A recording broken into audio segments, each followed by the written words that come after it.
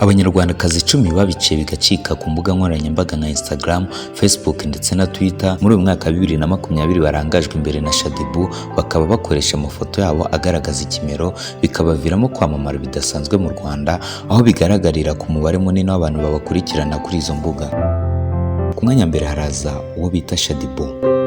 Mbabazi Shadia niwe muntu wa mbere mu Rwanda ufite abantu benshi bamukurikira ku rubuga rwa Instagram, aho afite abagera ku 793, ibyatumye aza ku mwanya wa mbere kuri uru rutonde. Amafoto na video ashyira ku mbuga nkoranyambaga ze akenshi biba bigaragaza ikimero cye kuva ku maso kugeza ku maguru. Ni amafoto aba yabanje gutunganya neza ndetse amenshi muri yo aba yafashwe na gafotozi w'umuhanga.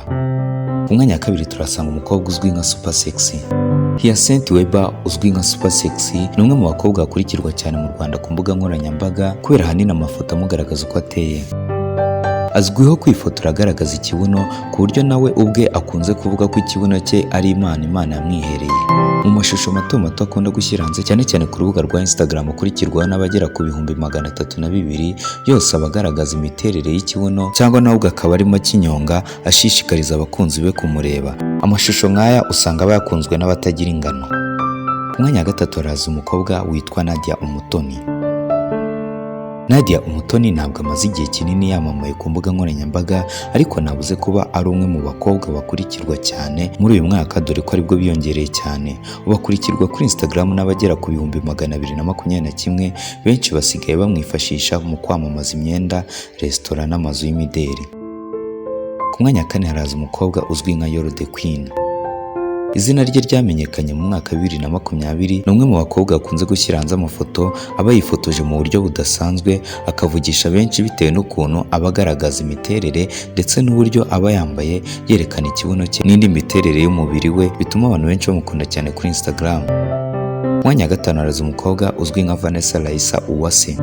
Yamenyekanye bwa mbere kubera kwitabira Miss Rwanda, aba n'igisonga cya mbere ubwo Miss Jolie yambikwaga ikamba rya Nyampinga y'u Rwanda 2016. Nyuma yaho Vanessa Raissa Uwase yabaye ikirangirire kubera gutegura ibitaramo hamwe na Teta Sandra, ariko ahanini gukundana n'abastari nka Olvis byamwongereye cyane abamukurikira kuri Instagram, ariko biba akarusho kubera gushyira kuri uru rubuga amafoto agaragaza imiterere ye.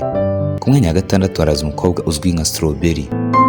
Mu muziki azwi ku izina rya Angeles, gusa ariko asa nk'uwawushyize ku ruhande. Ni umwe mu bakobwa babiciye bigacika ku mbuga nkoranyambaga mu mwaka wa 2020 hano mu Rwanda. Izina rye ryatangiye kumenyekana mu mwaka wa 2019 ubwo yatangazaga ko yaryamanye na Sarupongo, agenda amutuka amuhora ko yamubeshye urukundo, gusa nyuma yaho yasabye imbabazi kubwo kumutuka. Uyu mukobwa azwiho kwerekana amafoto agaragaza imiterere y'umubiri we, aho akenshi aba yifotoje yambaye gusa akenda k'imbere. Ku mwanya wa karindwi turasanga umukobwa witwa Saint Nadege Mimi. Amazina yasanzwe ni Uwamwezi Nadege, akaba yaramamaye nka Nana muri filimi y'uruhererekane ya Steamed akinamo, akurikirwa n'abarenga 99,000 kuri Instagram. Akunda kwifotoza yambaye amakanzu magufi n'amakabutura, ibituma benshi bamukunda. Ku mwanya wa 8 haraza umukobwa witwa Isimbi Noella. Isimbi Noella kuva ava muri Miss Rwanda atabashije kugera ku nzozi ze zo kwegukana ikamba, yahise atangira kujya ashyira kuri Instagram amafoto agaragaza imyanya y'ibanga, dore ko hari ayo yigeze gushyiraho nta n'akenda k'imbere yambaye. Ibi bikaba byaramugize umuntu uzwi cyane kuri uru rubuga mu mwaka wa 2019 ndetse na 2020.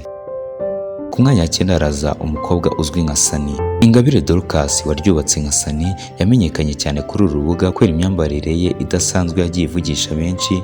Ikindi cyatumye benshi bamukurikira ku mbuga nkoranyambaga, dore ko mbere yaho atarazwi, ni ugukorana indirimbo n'umuhanzi w'icyamamare mu Rwanda Bruce Melody, akaba ari indirimbo bise Kungora, imaze kurebwa n'abarenga 2,200,000.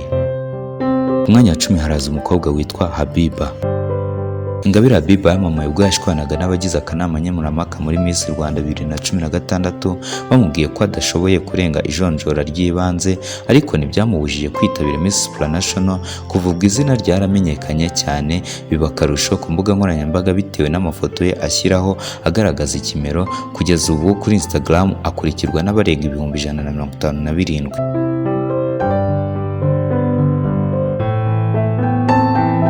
Aba nibo twabahitiyemo, gusa hari n'abandi benshi cyane kandi bazwi banakundwa na benshi hano mu gihugu cy'u Rwanda.